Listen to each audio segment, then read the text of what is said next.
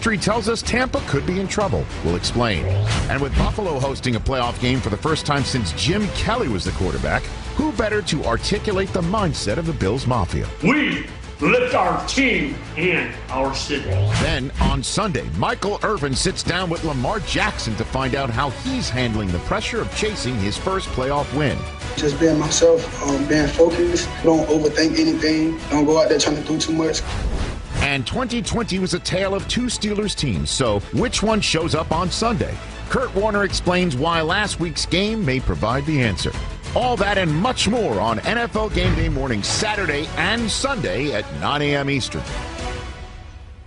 Well, we just saw him there. Lamar Jackson looking to exercise some playoff demons this weekend when Baltimore heads to Tennessee to face the Titans. The 2019 MVP is 0-2 in the playoffs despite some good numbers passing and running in last season's playoff loss to Tennessee. As for someone else who can run or pass, let's bring in our Cynthia Freeland as she looks at some numbers she could run with or take a pass on. All right, Cynthia, it's our wild card edition of Run or Pass. You know how this goes. But for the folks at home, Cynthia agrees with the statement. She will run with it. If not, she's going to go ahead and pass. So first up's in Run or Pass, 300 pass yards for Josh Allen. Okay, I'm going to pass on this one. I'm not saying the Bills aren't going to win. I'm not saying anything like that. I'm not saying Josh Allen's going to have a bad game. I just think 300 is too high. Why? Well, this defense, their man-to-man coverage is actually very excellent, number one. And number two, just like you pointed out, it's all about the run game for Josh Allen, too. So he's not going to need to go for more than 300 passing yards. Nope. The disclaimers were fantastic because you already saw people getting ready on Twitter at you, right? All right, run or pass, 47 rush yards for Antonio Gibson.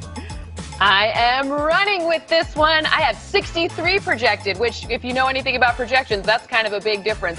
Why? Because in order to get rid of pressure, as in the front, the buck spring, which is very good pressure front, you run the ball. And with questions at quarterback, you run the ball. Go with the sure thing. More than 47. Running with it. Boom, there it is. All right, last one for you, Cynthia. Run or pass, 59 rush yards for Chris Carson.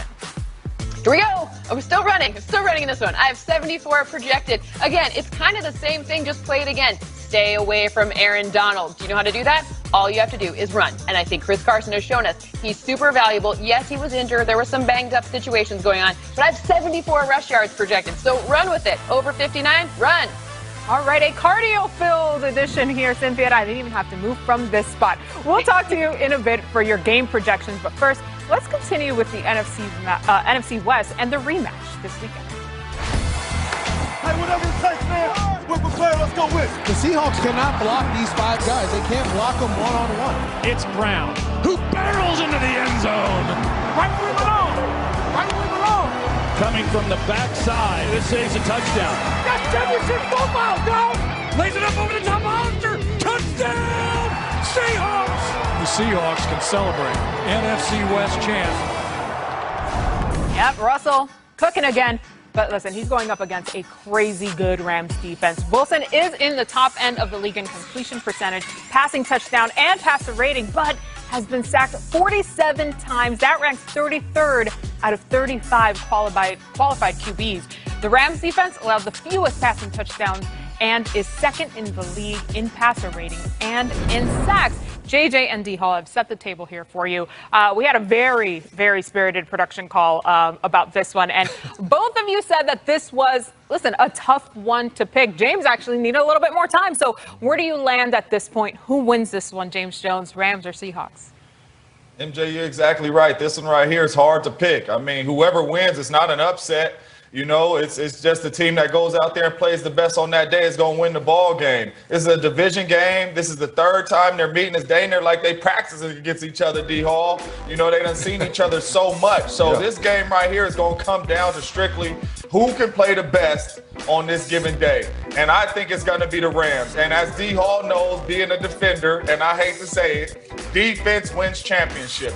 The best defense on the field is going to be the Los Angeles Rams. And I think they're going to find a way to make it hard on Russell Wilson, stop Russell Wilson. The offense will do just enough for Sean McVay to make some plays and win this ball game. I like the Los Angeles Rams winning this game 31-21 against the Seattle Seahawks. I love the way you tried to show me a little love by saying defense wins championships. Because defense does win championships unless you got a bad man on the other side, that quarterback named Russell Wilson. Mr. Wilson. Hey, look, man, this dude is a absolute terror. For the most part of the season, we thought he was the MVP.